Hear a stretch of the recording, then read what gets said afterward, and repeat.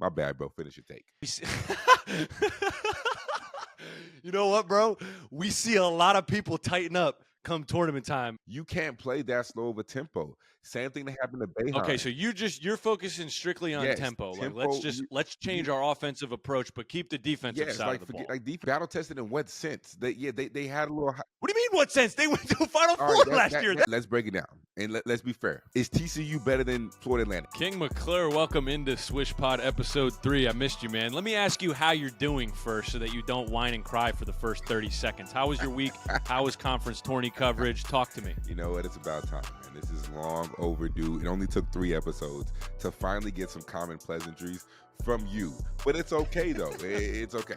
But you act like I'm the most disrespectful guy in the world. You're not disrespectful, man. It just wasn't nice, you know? Do you ask me how I'm doing? I mean, I could. If you would have asked me first, I would have asked it right back. But you didn't even ask me, bro. Oh, you know what I'm saying? But you needed me to initiate it. That's the weird thing about this is that you won't initiate how you're doing. You want me to initiate it with you. You know what? Let's just talk basketball, okay? Because we might not be as good of friends as I originally thought. All right, you have a really hot Virginia take that I want you to just rip from the jump. We feel the same way. I'll give you the floor. I will cut you off after 3.5 minutes, though. So what do we got? Because you seemed angry. It's really simple. You know, watching the Virginia and Colorado State game, it just made me upset. Because at halftime, how do you only have 14 points? This, to me, does not make sense, right? So I think Tony Bennett is a great coach. Let's just go ahead and throw that out there. I think he's a great coach. I think he's done exceptionally well. He's had some success. But I think in this new day and age, you have to adapt to the way the game is being played. If you do not adapt, you're going to continue to lose and continue to put up 14 points per game. Nobody wants to go play for a team that is only scoring 14 points per game, and you're going to continue to lose because that is not winning basketball.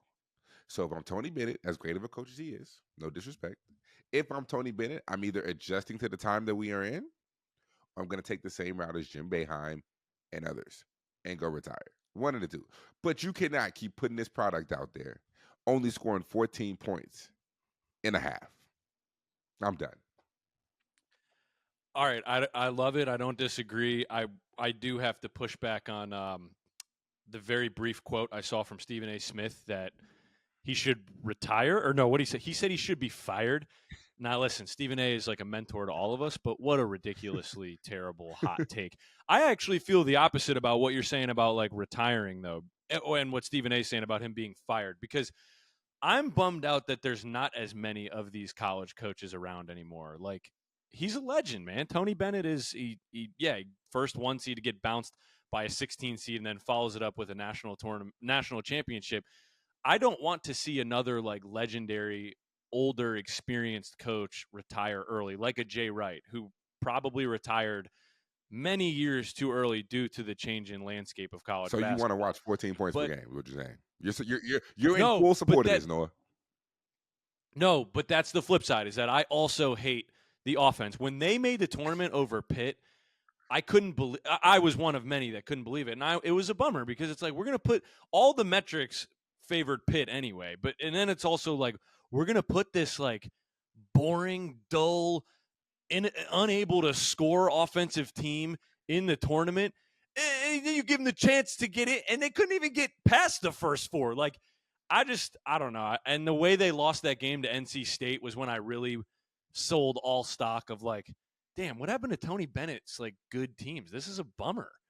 But so I agree with you, and I want to see like better for them. What is the fix though, in your opinion? Like, what is the you're saying adapt? Do they need to get better transfers? Do they need to? You got to change the way you play.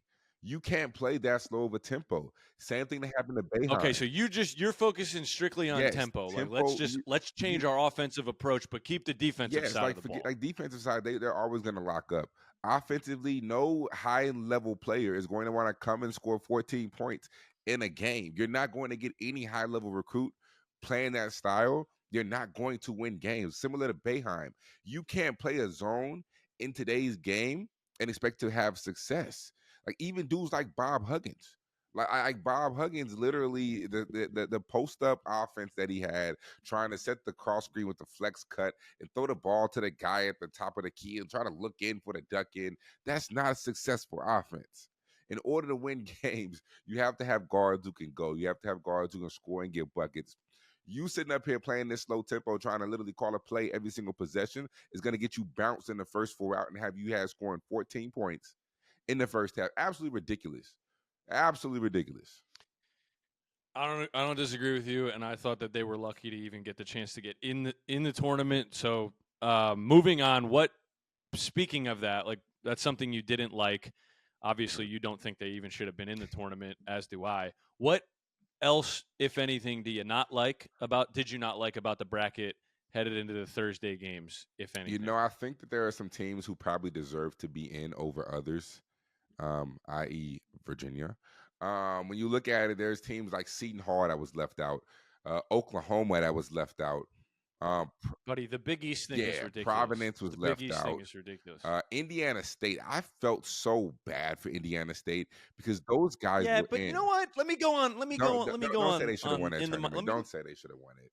Yeah, don't they say should have. that. You want to get in the damn Don't say tournament? No, that. you want to get in Don't the say damn that. tournament No. and lock yourself Don't in say so you don't that. have to worry No. about all the bid stealers? Then go win your No, conference don't. tournament. It's as simple as that. Oh, my I goodness. wanted them in too, just like everybody else. But be real about it. They won the regular season title. They had less losses. They had the best record in the Missouri Valley over Drake, and they got to the last game of the year that gets them to the dance, and they lost. That's their Listen, fault. I'm not gonna say that's So their fault, NC bro. State No, you winning, can't say my that. guys at Duquesne winning. Enough. Enough. They didn't You deserve it. cannot. They You lost can't their say these chance. folks don't deserve it because you a hooper. One game doesn't determine who the best team is. One game determines who played better on that day. Even though if Indiana State plays Drake 10 times, Indiana State probably wins literally, I don't know, 6 out of the 10 times. They're the better team. You should have the better team in there. Now you're right. Drake earned it that one day. But I hate how we put so much stock into one game.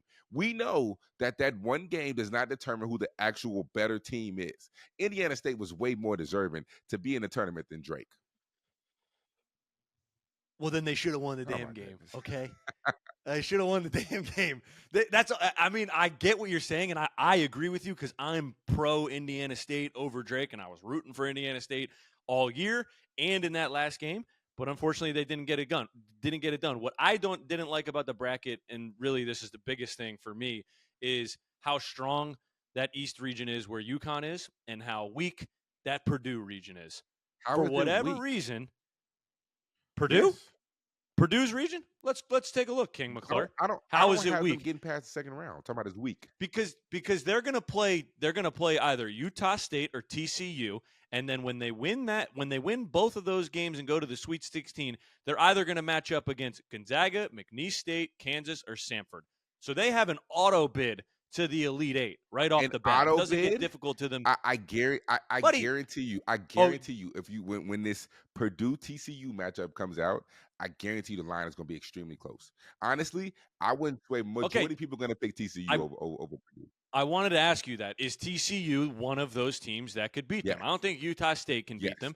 I don't think Gonzaga can beat them. I don't think if McNeese upsets Gonzaga that they'll beat them. And if Kansas was fully healthy, Kansas would be the one. Kansas would knock them out in the Elite Eight or in the Sweet 16. But they're not healthy. Kansas got their own problems. They're going to be lucky to get out of round one. But Purdue, I see that region being very easy. And then if up until the Elite Eight for Purdue, they're going to have some easy games. You go over to UConn, it gets difficult in round 2 when they play Florida Atlantic. It gets difficult in round 3. TCU is better than Florida Atlantic. Yeah, but Florida Atlantic's got that. They got the pedigree, man. They got all those guys coming back from last. So TCU not better than. Oh, you want to negate that? You want to negate that those guys are all battle tested? I mean, battle tested in what sense? They had a little. What do you mean? What sense? They went to the Final Four last year. That sense, and they lost on a buzzer beater. Otherwise, they go to the national championship. What are we talking about? And all that, but look at their record in the American. What do they do in the American? No, definitely. I'm saying they barely made the tournament this year. Barely. Different first year in the conference. They didn't. What do you mean they barely made it? They didn't win their conference tournament, and they got an auto bid. Made the tournament. They were on the verge of being pushed out of there. Regardless, all right. At least acknowledge my whole point about UConn even if they get past FAU and you bring them into the second or into the Sweet 16, you got to go up against San Diego State or Auburn or Yale. Yale's not, but Auburn and San Diego State are the two potential matchups in the Sweet 16. Then you get past them and you got to get either Illinois, you got BYU. Who's the other one? You could end up against Washington State, and then you get to the Elite Eight and you got to face Iowa State. No, You got three no, conference tournament champions in the same no. region. I disagree. I Big East disagree with you. champions, Big 12 champions, and the SEC I champions. disagree with you, bro. What? Since when? How? Because I don't think. How could you disagree with me? Why don't you acknowledge what I just All right, said? all right. You have the I Big got 12 you. champ, the Big East champ, and the let's SEC bre- champ, all in the let's same break region. this down. All right, let's break it down, and let's be fair. Is TCU better than Florida Atlantic? Like, would you rather see Florida No. Atlantic or TCU? Let's break this down. I'd rather see TCU. If All I'm right, UConn, I'd rather see conversation TCU. Conversation over. Just ask the next Conversation question, over. man. I'm entitled to Conversation my over own with. opinion. Because Why? why Why? would you rather see Florida Atlantic? You're just basing this off TCU being a Big 12 school. Who cares? They don't have their guard from last year, Michael Miles All Jr. right, that's cool. Hold on real quick, man. iPad, come on. Let's go to Ken Palm real quick. We'll go to Ken Palm. We're gonna go to Ken Palm real quick. What does it matter? Who the hell cares what Ken Palm says? Oh, because the metrics don't lie. Men lie, women lie, but numbers don't. Let's go. Why not just finish your slew of questions on the? Because I ain't like because I ain't like my first answer. I don't want to spend time on TCU. All right, that's Fuck cool. them. Okay, then who would you rather Excuse my see? language. Who would you rather see out of? Because nobody knew that Kevin McCullough wasn't going to be playing. But who would you rather see out of an Auburn Right. or a Kansas? Right now, Kansas. Okay, obviously, bro. But I'm talking about if you didn't know. You're saying fully healthy. Who would you rather see? Yeah, I mean, yeah, Auburn. Because I'm saying, so like Auburn. nobody knew that Kevin McCullough was going to be unhealthy, but knowing that he was going to be playing, think he's going to be playing right up until like a day ago. That right there, just those two games alone, are incredibly tough. Probably tougher than FAU and Auburn. Okay, you're gonna get to the point where they're still gonna have to go through Iowa State, assuming they don't get upset to get to the Final Yeah. Four. Iowa State is amazing. What about Iowa Tennessee? State is amazing. What I'd about rather- them? Oh, we all know how King McClure feels about Tennessee. Give me a break. The most susceptible good team to an easy loss. Them in Kentucky. Man, listen, Not worried about them. I'd rather see Tennessee than Iowa State. Just no, I'd rather see Iowa. You know what? I'd rather see. You're right. I'd rather see Tennessee than Iowa State. But that's two Yeah. out of three. I probably wouldn't want. I'd rather see in the East region as opposed to in the Midwest. I'm about to say, bro, after watching what Iowa State did in the Big 12 tournament, they don't strike fear in you. Well, They busted Houston's ass, bro. Nobody saw that we have coming. to remember though, it was a home game pretty much. And when you look at that, He goes. it makes a difference. Don't tell me don't make a difference. It makes a difference. So, It does, but come on, bro. Look at it, it was literally 95% Iowa State fans and 5% is generous. 5% Houston fans, and that's the way it was. Houston travels. Houston travels well. Houston I don't know if they had 5%, but they had 30 fans in that building. They don't travel well.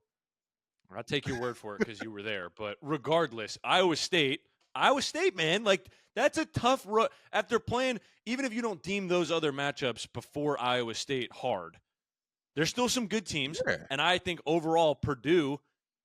They have a little bit more of a walk in the park to get to the Elite Eight up until you get to the other side of the bracket, and you either have to take on Creighton, you got to go Texas, Tennessee, but even then, bro, Tennessee very susceptible to a loss early. I don't think they lose to St. Peter's. I don't think they lose to Texas, but I do think they could lose to Creighton. I mean, I in the have Sweet Tennessee 16. going to my Final Four. I think they're that level of good.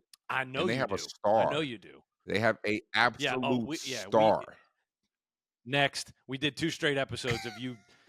God, I wish I could be a little bit more graphic on your obsession with Dalton He's Connect. a star. Next. All right, moving on. I think that's something to keep an eye on. I'm interested to see how it goes because I think you and I both said UConn was our favorite in episode 1. So I just think that it's interesting to see some of those conference champions all land in the same region competing to get, to the Final Four. Who is a surprise team of yours that you have advancing to the Sweet 16 that probably some others don't have advancing. Let's take a look at this bracket. Um, I would say, um, right now I have Grand Canyon and I have what's another surprise? Grand Canyon. Let's go Grand Canyon and BYU. You like Grand Canyon over St. Mary's? I do too. BYU surprise. So you think BYU is going to beat Illinois, assuming Illinois beats Morehead State and bounce Illinois early? Yes, because I think that it is a hard scout to prepare for. Oh, I left Illinois out of the Big Ten of the conference champions. There's 4 of them. I said there was 3. I left Illinois That's cool. out. That's cool, but they're not even going to get past BYU, so we ain't got to worry about them. Okay, well, BYU isn't going to get past Duquesne. Shout out to the Dukes. First tournament appearance in 47 years. The alma mater. Listen. Don't you say something negative about my team. Don't. That's not even. Won't be tolerated. That's not even a question. BYU plus 15 on Duquesne. No. You know what? That's one of the best.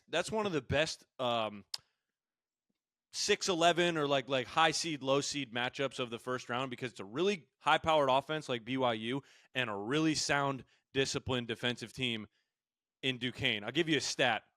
I may be one number off in the win column. When Coach Dambrot holds his opponents at Duquesne to under 60 points, want to know what his record is? What is his record? 97-1. 97-1. So you hold BYU to under 60, you guarantee a dub. I like that matchup. I don't know how if it comes down to Duquesne's guards. I know people don't know as much about Duquesne as I do, so I'm not going to go off on a tangent on them. But I do want to shout out my guys because they started the conference. They started A-10 play 0-5, and here they are sitting in March Madness. So shout out to them. I don't like the Illinois losing to BYU thing that you said, but I'll let it be. My surprise advancing to the Sweet 16, which probably not much of a surprise to people, is Gonzaga. Because hey, Noah, 8 can straight I interrupt years, you real quick, bro? Yeah, go ahead, man. I wasn't in the middle of it. Because you said something cute. You said when they hold teams under 60. How many times has BYU been held under 60 in conference play? I don't care. The Dukes get it. The Dukes buckle down, baby. You played in the busted Dayton's ass, busted VCU's ass. Houston and Iowa State, 2 of the best defense in the country. You have not been held under 60 in all the conference 0 times. My bad, bro. Finish your take. We see a lot of You know what, bro? We see a lot of people tighten up come tournament time, and if there's anybody that's going to be tightening up, BYU's the team to do it. Bro. BYU's the team to do it. They got families on the line. This is their moment to feed their families. They have families that they're trying to provide for and kids. This is not the moment. Frick you, man. That's what the guy said. So frick you, man. This is not the moment to tighten up. They're trying to feed their families. All right, back to my Gonzaga thing. This is going to be This will be the 9th straight year they make it out of the first weekend. They get to the Sweet 16. I'm not betting against Mark Few and the crew. I know everybody likes to do the whole McNeese State, Will Wade. They're the ones. That's the 12 seed. No, I don't care. I'm not betting against. People do this all the time. They sell out on people that are people, program, teams, players that are proven. I don't. Mark Few, proven. 26 straight tournament appearances, 8 straight Sweet 16s. The least of my concerns is McNeese State, and in the second round, Samford or that whack team Kansas is going to put on the floor in the first round. You know what? Kansas might as well not even show up. I hate to say it, but Mark Few is my team to beat getting to the Sweet 16. Any pushback before we move on? Because you look like you want to bite back. Pushback, because let me ask you this question, right? Great. How many NBA players is on this Gonzaga team? Oh, my God. Why does that matter? Answer the question. How many? How many NBA players on McNeese State? McNeese State might have the best guard on the floor. Okay. McNeese State might have, is he an NBA player? McNeese State might have the best player on the court. They very well probably do. No. But is he an NBA player? But this is what I'm saying, bro. This is what I'm saying. Mark Few, you don't bet against him because he always has NBA level talent that can get him through. He's a great coach. Don't get it twisted. He's a great coach, but he's always coaching NBA talent. This year's Gonzaga team ain't that. They don't have one of those dudes. They don't got an NBA level talent. And we seen that against St. Mary's when St. Mary's absolutely dominated them from start to finish. And McNeese State's guards might be better than the guards at St. Mary. So don't get it twisted. Don't get it At twisted. This Gonzaga. game will be close. Are you saying it? McNeese is the tough. Okay. Yeah. I don't disagree the game will be close, but I watched Gonzaga go into Rupp Arena and, knock the socks off of. I wish I could be a little bit more graphic. I catch myself wanting to curse so much, and I remember you work at ESPN, and you want to keep it. We got to keep it It's PG a all little good, bit here. bro. But they It's all beat good, bro. buddy. They beat the shit out of Kentucky on the road. They beat the shit out of them. Okay. Again, Mark Few and the crew. I'm taking them. All right. Next little thing. What are you most excited to watch for throughout the course of the first weekend? What's your All of these upsets. most excited? All of these upsets. The upset. All right. What are your main including upsets? Gonzaga McNeese. Okay, whatever. Ignoring that. Dumbass take. Listen, I'm going Eight straight. You want to bet against? I'm going it. James Madison over Wisconsin. I like that, even though I like how Wisconsin finished the year. Honestly, I didn't have this originally, but I think that now that there's no Kevin McCullough, this Sanford Kansas matchup might be a little concerning because Sanford shoots 39% from three, averages about 17, 18 assists per game. They really speed up the tempo, and they can put Kansas in a lot of binds if you're not careful. I'm taking. Is it wrong to completely sell out on Kansas and throw in the towel like they don't even make it past week one or round one? Nah, it's not. I wouldn't say that's wrong because I'm taking. I might be taking Sanford over them, honestly. Okay. I'm taking New Mexico over Clemson. I'm taking Grand Canyon over St. Mary's. Drake over Washington State. I think that's the only one. Yeah, those are the ones. So yeah, I'm excited to watch. So you're looking all these upsets. Those are your main upsets. Yeah. Those are your.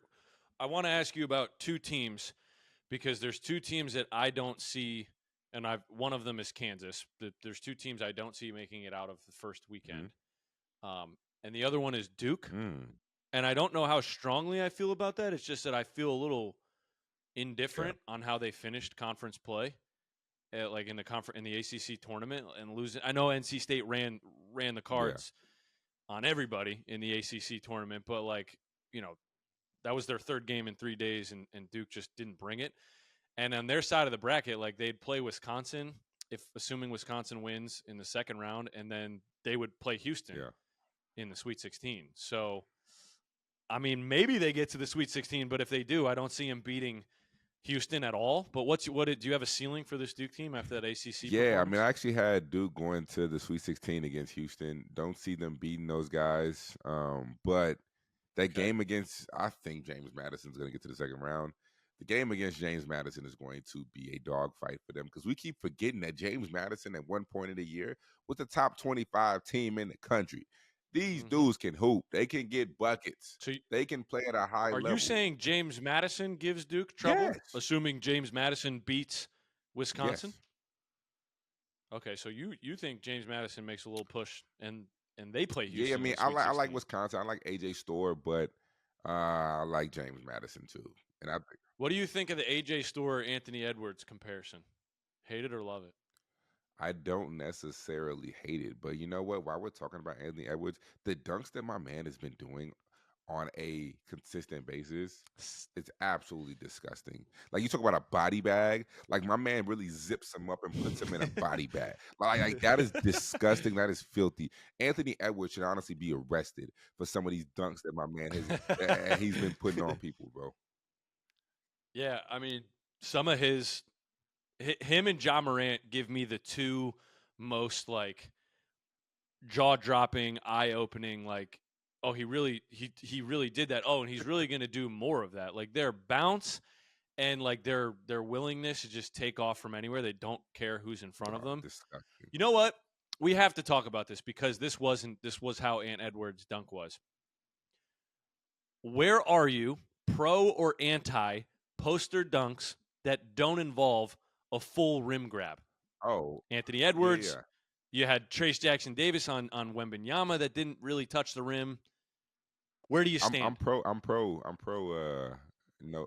You're pro just throwing it You just in. throw, it's a dunk. At the end of the day, like we saw Dwight Howard do it in the dunk contest, it's still a dunk because in order to do that, you have to be so high above the rim that you can just throw it in.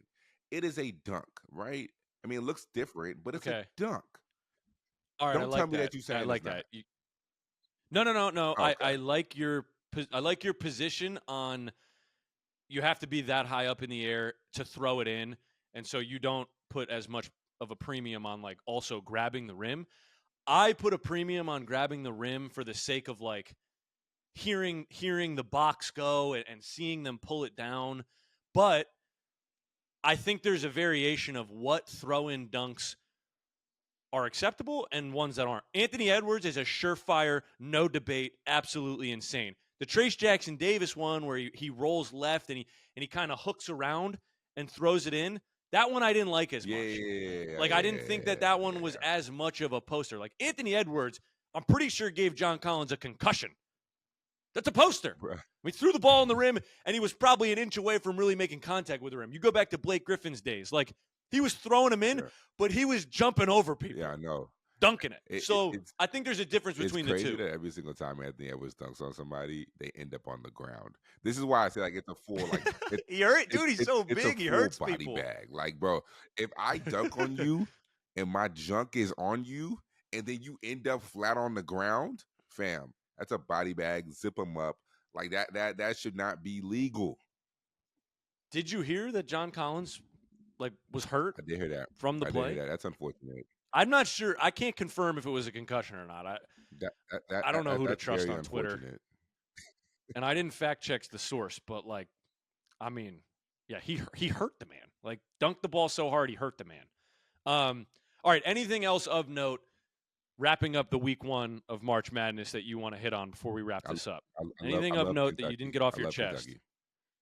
Okay, you're still on the still on Kentucky Kentucky. bandwagon. So let's see. Bandwagon. Kentucky is They play 3 seed. They got Texas Oakland. Tech. Potential second round matchup with Tech or NC State. I like their chances. You know what? We've been on the Kentucky train all year. I think a lot of people have because they love Reed Sheppard. Everybody loves Rob Dillingham. I've really been on the train before we all saw how good they were going to be. So let me take my credit for that. However, because we're at the end of the year and they stunk in the SEC tournament, quite the disappointment. I really don't want to see John Calipari not have success in this year's run. Like I need to see them get to at least an Elite Eight. Like it feels like it's been so long since Coach Cal has had a team that he's pushed that far. Like I know I think it was like 2019 or 18 they won the SEC tournament, and I forget exactly how far they made it. But he hasn't really won a lot of games in the tournament the last like 4 or 5 years, and I want that to change this year. I think they go to the Final Four, and if you look at it, I said it. And if you look at it, do you see the updated mock draft for ESPN? I did not. They have Rob Dillingham and Reed Sheppard. I think I want to say it's like either 2 and 3 or 3 and 4. Like that is how impressive these dudes have been playing. You know what? Honestly, I like that because I think there's more security taking a guy that you've seen on the national stage at the college level over and over and over again, and you understand like how hard it is in the SEC on a night-to-night basis, how they do in conference or conference tournament play in March Madness. I think there's a lot more security relying on a guy that you have a lot of data from in a system that is proven versus overseas guys or G League Ignite guys where like Adam Silver was literally talking about how they don't even know if they're going to keep doing G League Ignite because of all the NIL that's going on. It was filling a void at the time that it's no longer really filling. So I think the Dillingham Sheppard thing makes even more sense as guys that you look at in the top 3, top 4. 1,000%, bro. And also, like, you just can't argue with numbers, dude. Like the type of shots that these guys take from behind the arc, and to shoot both guys shooting over 45% and Reed Sheppard's over 50% from 3, bro, that's absolutely insane. You can't argue with the numbers. Like I said earlier, men lie, women lie, numbers do not. So for them to shoot that way, bruh, I'm easily taking them in the top 5. Easily. So really, your top 5, your top 3 in the NBA draft look like this. Number 1, Dalton Connect. Number 2, Rob Dillingham. Number 3, Reed Sheppard. That would be your top 3. I'm taking them before I take any of them G League Ignite guys. I don't disagree. And I do not I disagree. haven't seen Sar enough, but I'm sure I'm probably taking these three over Sar too.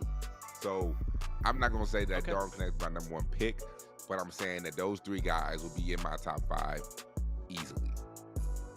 Ladies and gentlemen listening, King McClure will not admit publicly that Dalton Connect is his number one pick. But I'll tell you what, if you hear him behind the scenes, he loves him some Dalton Connect. That's a wrap. Swish Pod Episode 3. We'll be back next week to cover the upcoming Sweet 16 and Elite 8.